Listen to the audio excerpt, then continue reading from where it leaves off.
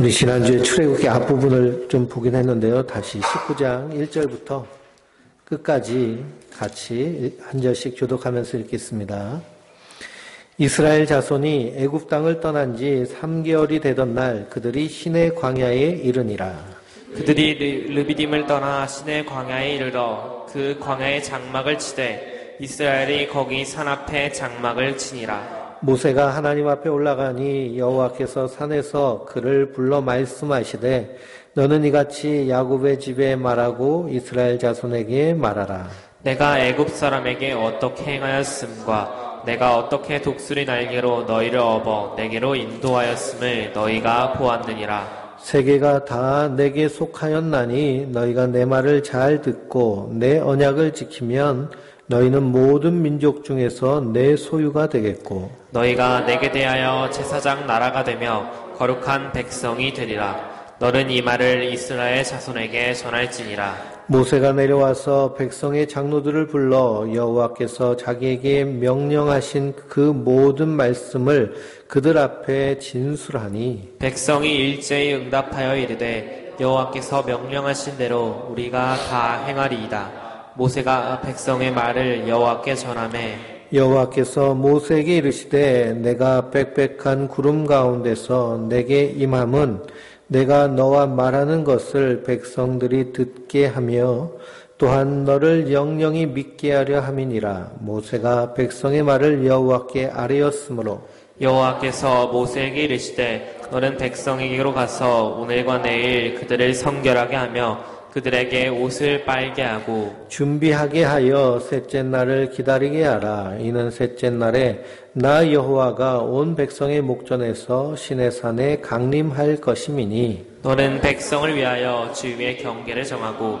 이르기를 너희는 삼가 산에 오르거나 그 경계를 침범하지 말지니 산을 침범하는 자는 반드시 죽임을 당할 것이라. 그런 자에게는 손을 대지 말고 돌로 쳐 죽이거나 화살로 쏘아 죽어야 하리니 짐승이나 사람을 막론하고 살아남지 못하리라 하고 나팔을 길게 불거든 산 앞에 이를 것이니라 하라. 모세가 산에서 내려와 백성에게 이르되 백성을 성결하게 하니 그들이 자기 옷을 빨더라. 모세가 백성에게 이르되 준비하여 셋째 날을 기다리고 여인을 가까이 하지 말라 하니라. 셋째 날 아침에 우레와 번개와 빽빽한 구름이 산 위에 있고 나팔 소리가 매우 크게 들리니 진중에 있는 모든 백성이 다 떨더라. 모세가 하나님을 맞으려고 백성을 거느리고 진에서 나오매 그들이 산 기슭에 서 있는데 시내산에 연기가 자욱하니 여호와께서 불 가운데에서 거기로 강림하심이라. 그 연기가 옹기가마 연기같이 떠오르고 온 산이 크게 진동하며 나팔 소리가 점점 커질 때에 모세가 말한즉 하나님이 음성으로 대답하시더라. 여호와께서 시내산 곧 그 산 꼭대기에 강림하시고 모세를 그리로 부르시니 모세가 올라가매 여호와께서 모세에게 이르시되 내려가서 백성을 경고하라. 백성이 밀고 들어와 나 여호와께로 와서 보려고 하다가 많이 죽을까 하노라. 또 여호와께서 가까이 하는 제사장들에게 그 몸을 성결히 하게 하라. 나 여호와가 그들을 칠까 하노라. 모세가 여호와께 아뢰되 주께서 우리에게 명령하여 이르시기를 산 주위에 경계를 세워 산을 거룩하게 하라 하셨사온즉 백성이 시내산에 오르지 못하리이다. 여호와께서 그에게 이르시되 가라. 너는 내려가서 아론과 함께 올라오고 제사장들과 백성에게는 경계를 넘어 나 여호와에게로 올라오지 못하게 하라. 내가 그들을 칠까 하노라. 모세가 백성에게 내려가서 그들에게 알리니라. 아멘. 할렐루야. 이스라엘 백성들이 출애굽하였습니다. 출애굽한 이유는 그들이 하나님을 예배하기 위함이시죠. 하나님이 그들의 예배를 받기 원하셔서 그들을 아브라함과 했던 그 약속 그대로 애굽에서 구원하여 내십니다. 그리고 그들이 3개월 동안 50일 동안 광야길을 걸어서 도착한 곳이 있는데요. 그것이 어디냐? 하나님의 산 시내산입니다. 그 시내산에서 하나님과 언약을 새롭게 맺으시는 것이죠. 그 언약의 내용이 바로 5절의 말씀입니다. 세계가 다 내게 속하였나니 너희가 내 말을 잘 듣고 내 언약을 지키면 너희는 모든 민족 중에 내 소유가 되겠고 너희가 내게 대하여 제사장 나라가 되며 거룩한 백성이 되리라. 너는 이 말을 이스라엘 자손에게 전할지니라. 이렇게 말씀하셨습니다. 세계가 다 하나님께 속하였죠. 전 우주의 주인 되신 하나님께서 이스라엘 백성들과 언약을 하십니다. 이스라엘 백성들을 택하셔서 하나님의 자녀로 부르신 것이죠. 그것은 그들이 특별히 잘나고 훌륭해서가 아닙니다. 신명기 7장 7절에서 8절 말씀을 보면 여호와께서 너희를 기뻐하시고 너희를 택하심은 너희가 다른 민족보다 수요가 많기 때문이 아니니라. 너희는 오히려 모든 민족 중에 가장 적으니라. 여호와께서 다만 너희를 사랑하심으로 말미암아 또는 너희의 조상에게 하신 맹세를 지키려 하심으로 말미암아 자기의 권능의 손으로 너희를 인도하여 내시되 너희를 그 종 되었던 집에서 애굽 왕 바로의 손에서 속량하셨나니 라고 말씀하고 있습니다. 그러니 그들이 훌륭해서 똑똑해서 잘나서 택하신 것이 아니고요. 가장 연약한 민족이기 때문에 뿐만 아니라 그 조상 아브라함과 했던 언약 때문에 그들을 택하셔서 하나님의 제사장 나라 삼으시는 것입니다. 그래서 제사장 나라가 되는 그런 영광을 그들에게 주셨는데요. 그 대신 너희는 하나님과 한 약속을 지키라라는 것입니다. 그 약속이 무엇이냐? 하나님의 계명을 지키는 것이죠. 그래서 하나님께서 이스라엘을 택하신 것은 그들로 제사장 나라 삼으려 하심입니다. 그런데 하나님이 야, 너 제사장 해 라고 이렇게 명령하지 않으시고요. 계약을 맺으십니다. 계약을 맺으세요. 왜 그렇게 계약을 맺으시느냐? 하나님이 우리를 하나님과 동등됨으로 여기시는 것입니다. 이게 하나님의 긍휼과 사랑이고요. 또 하나님은 우리 인생들에게 자유의지를 주셨습니다. 하나님은 인간을요, 사람을 로봇처럼 만들지 않으셨습니다. 하나님이 명령하신 대로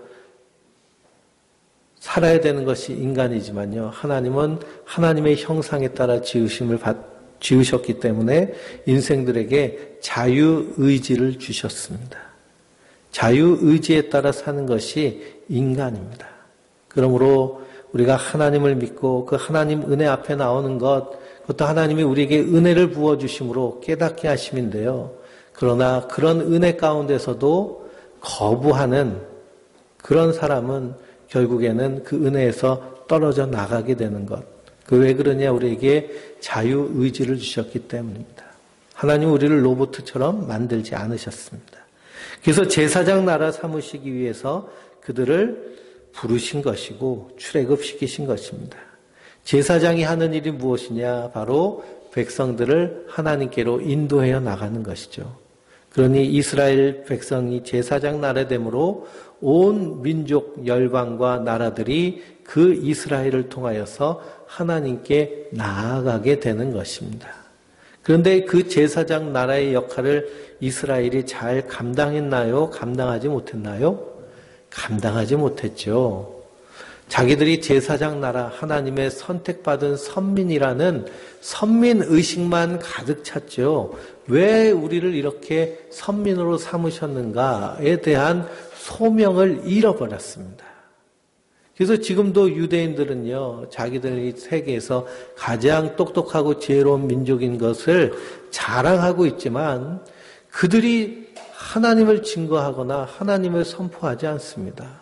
왜 그냥 자기들만 구원받는다는 것이죠. 자기들만 택함받았다는 것이죠. 왜 택하셨는지 이유를 발견하려고 하지도 않고요. 깨달으려 하지도 않습니다.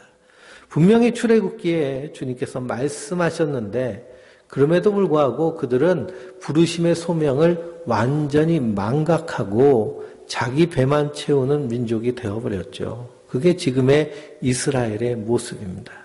그래서 하나님께서 그 이스라엘을 폐하시고 하나님이 직접 사람이 되셔 이 땅에 오셔서 대제사장의 역할을 감당하신 분이 바로 예수 그리스도십니다.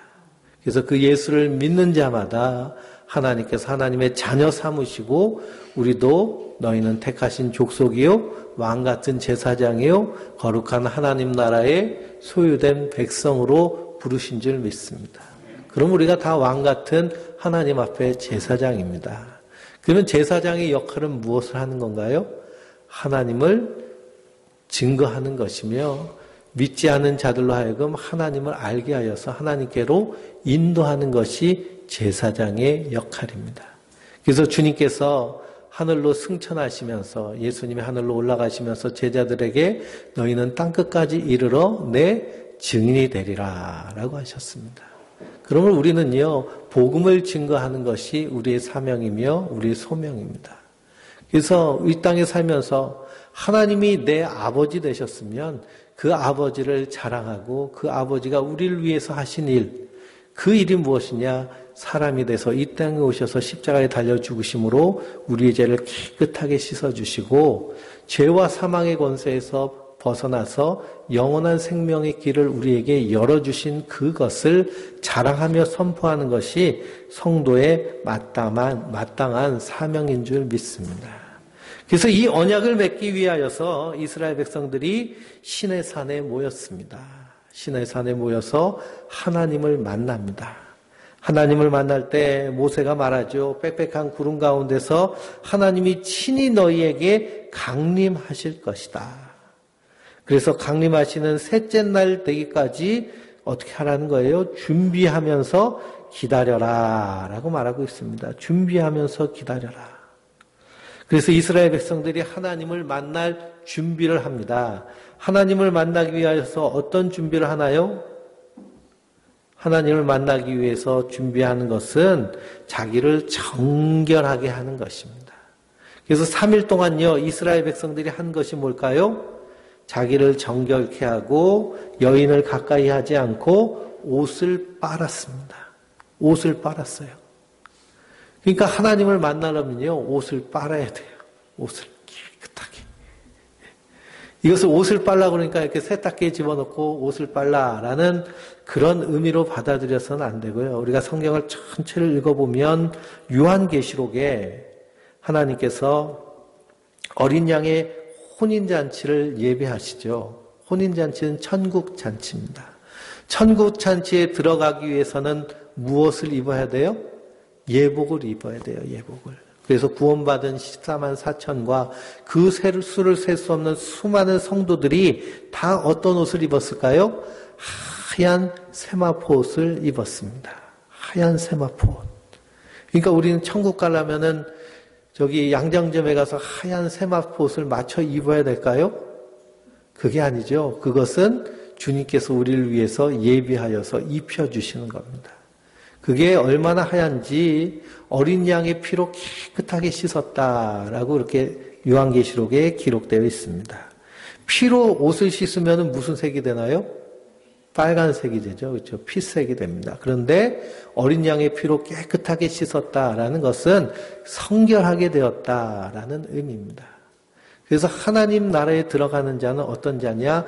깨끗한 자, 성결한 자가 하나님 나라에 들어가게 되는 줄 믿습니다. 그래서 예수님께서 누가복음에 혼인잔치에 대한 비유를 하셨어요. 한 부자가 잔치를 열고 그리고서는 손님을 초대장을 보냈습니다. 초대장을 보냈는데 초대장 받은 사람이요. 그 잔치의 청함을 거절하는 거예요. 나는 결혼해서 못 간다. 나는 땅을 사서 못 간다. 나는 급한 일이 있어서 못 간다. 그래서 그 부자가 하인들을 보내서 거리에 있는 사람들 다 오라고 초청을 했습니다.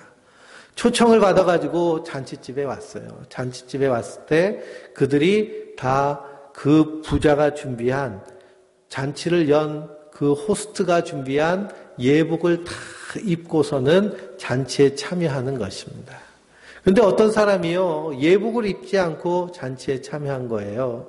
그래서 그 주인이 그 예복을 입지 않은 것을 보고 형제여 너는 어떻게 하여서 예복을 입지 아니하였느냐 하면서 쫓아내버립니다. 이것이 하나님 나라 잔치의 비유입니다. 하나님 나라에 들어가는 자는 하나님 나라에 합당한 예복을 입고 들어가는 자입니다. 그 예복을 입는다는 것이 무엇이냐? 예수 그리스도를 믿어서 깨끗게 정결하게 된다는 것을 의미하는 것이죠. 그러니 하나님과 언약을 맺으려고 시내산에서 하나님의 강림을 준비하는 이스라엘 백성들이 해야 되는 것이 뭐냐? 자기를 깨끗하게 하는 것입니다. 그래서 그곳에서 하나님을 만나게 되죠. 하나님은요, 거룩하신 분이시기 때문에 죄인인 인간이 하나님을 보는 순간 어떻게 될까요? 그냥 죽게 되는 것입니다. 그래서 오늘 말씀에도 하나님께서 임재하실 때 백성들로 하여금 어떻게 하라는 거예요? 정해진 구역 안으로 들어오지 말라는 겁니다. 하나님 보겠다고 그 산에 오르거나 산에 다가오면 하나님이 어떻게 하시겠다는 거예요? 즉시로 죽이시겠다라는 것입니다. 그러니 인간이요, 하나님을 향해서 갈 수 있을까요? 없을까요? 우리가 가지 못합니다. 이 아담과 하와가 에덴 동산에서 선악과를 따먹고 죄인이 되어서 쫓겨났습니다. 다시 에덴 동산으로 들어가려 하니까 거기에 누가 지키고 있나요? 천사들이 지키고 있고 하나님의 불검이 순찰하면서 지키고 있습니다. 다가가는 순간 어떻게 되는 거예요? 죽는 겁니다. 그러니 죄인인 인간은요, 하나님의 영광에 다가설 수 없습니다. 가려면은 갈 수도 없는 것이 죄의 구렁텅이에 막혀서 그 가는 길이 완전히 막혀버린 것이죠.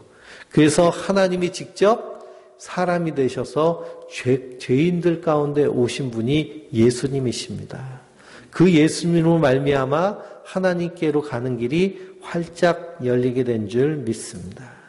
그래서 생명의 길로 가는 길이 차단된 인생이 하나님 앞에 가는 것은 오직 예수로만 가능하고요. 예수를 믿는다는 것은 우리가 주님의 피로 우리의 죄와 허물이 깨끗게 된다는 것을 의미합니다. 그래서 거기에 대한 모형으로 이스라엘 백성들이 하나님을 만날 때에 3일 동안 성결하게 하는 것입니다. 그래서 자기 옷을 빨고 여인을 가까이 하지 않습니다. 자기 옷을 빤다라고 하니까요. 요한계시록 22장 14절에 자기 두루마기를 빠는 자는 복이 있다라는 말씀이 나옵니다. 자기 두루마리를 빠는 자. 자기 두루마리를 빨아서 깨끗하게 된 자. 그것은 무엇을 빠느냐? 어린 양의 보배로운 피로 깨끗하게 빠는 자입니다. 그래서 구약에 나타나는 하나님을 만나기 위해서 옷을 빨아야 되는데요. 신약에서는 그 옷을 빠는 것이 아니라 어린 양의 피에 그 옷을 빨아야 되는 것입니다. 그로 말미암아 하나님 나라 혼인잔치에 참여하게 되는 것이죠. 그러므로 이 하얀 세마포 옷이 곧 성도들의 옳은 행실이다라고 했습니다. 옳은 행실은 무엇이냐? 우리가 그리스도 안에서 서로 사랑하는 것이죠.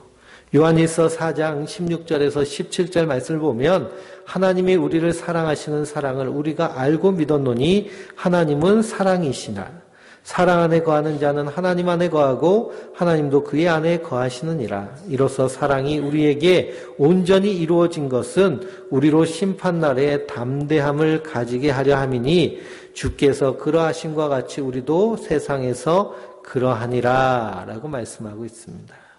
그러니 성도의 옳은 행실은 예수를 믿는 믿음으로 이 땅에서 사랑하는 것이죠. 우리가 사랑하면 그러면 하늘에서는 어떤 일이 일어나고 있느냐? 그 사랑의 실을 가지고요. 하나님이 옷을 열심히 만들어 주시는 겁니다. 우리를 위해서. 그래서 하나님 나라에 합당한 자로 세마포옷을 입혀주심으로 우리의 육신의 장막이 벗어지면 썩지 아니할 부활의 영광스러운 몸으로 우리를 새 장막, 새 옷을 입혀주셔서 하나님 나라에 가는 것. 이것이 하나님 나라의 천국잔치에 참여하는 성도들의 모습인 줄 믿습니다. 그래서 이스라엘 백성들이 하나님을 만나기 위해서 어떻게 했어요? 열심히 옷을 빨았습니다. 열심히. 우리가 열심히 옷을 빠는 것은 예수를 믿는 믿음 안에서 서로 사랑하는 것인 줄 믿습니다. 우리 히브리서 12장 18절에서 21절 말씀을 읽고 말씀을 마치겠습니다. 히브리서 12장입니다. 히브리서는 신약 성경에 있습니다. 히브리서 12장 18절에서 21절입니다. 368쪽입니다. 같이 읽어보겠습니다. 너희는 만질 수 있고 불이 붙는 산과 침침함과 흑암과 폭풍과 나팔 소리와 말하는 소리가 있는 곳에 이른 것이 아니라 이 소리를 듣는 자들은 더 말씀하지 아니하시기를 구하였으니 이는 짐승이라도 그 산에 들어가면 돌로 침을 당하리라 하신 명령을 그들이 견디지 못함이라. 그 보이는 바가 이렇듯 무섭기로 모세도 이르되 내가 심히 두렵고 떨린다 하였느니라. 그러나 너희가 이른 곳은 시온산과 살아계신 하나님의 도성인 하늘의 예루살렘과 천만 천사와 하늘과 기록된 장자들의 모임과 교회와 만민의 심판자이신 하나님과 및 온전하게 된 의인의 영들과 새 언약의 중보자이신 예수와 및 아벨의 피보다 더 나은 것을 말하는 뿌린 피니라. 아멘. 그러니 이스라엘 백성들이 시내산에서 하나님을 만났죠. 거기서 만났을 때 나팔 소리가 불고 천둥과 우레가 울리니까 무서워서 덜덜덜 떠는 겁니다. 그런데 우리가 만나는 하나님은 그렇게 두렵고 떨림으로 만나는 하나님이 아니시라는 거예요. 침침하고 어두운 그런 산에서 하나님을 만나는 것이 아니라 영광스러운 하나님 나라의 그곳에서 하나님을 만나게 되는 줄 믿습니다. 그러니 이 이스라엘 백성들이 만난 하나님과 우리가 만날 하나님은 비교 대상 자체가 안 되는 것이죠. 우리를 그렇게 영광스럽게 세워주시는 겁니다. 그래서 장차 나타날 영광은 현재의 고난과는 비교할 수 없느니라 라고 사도 바울은 말씀하고 있습니다. 성도는 그 새 하늘과 새 땅을 바라보며 이 땅에서 거룩함과 순결함으로 우리를 깨끗하게 하나님의 사랑으로 예수 믿는 믿음으로 성결하게 지키는 것이 성도인 줄 믿습니다. 그러므로 우리에게 그런 힘이 없어도 하나님 내가 사랑할 수 있는 힘을 주세요. 사랑할 수 있는 힘을 주세요. 이렇게 기도하며 간구할 때 하나님께서 우리에게 그 사랑을 충만하게 부어주심으로 넉넉히 감당하게 하여 주실 줄 믿습니다. 그 풍성한 은혜 가운데 승리하는 하나님의 사람들 되시길 주님의 이름으로 축원드립니다.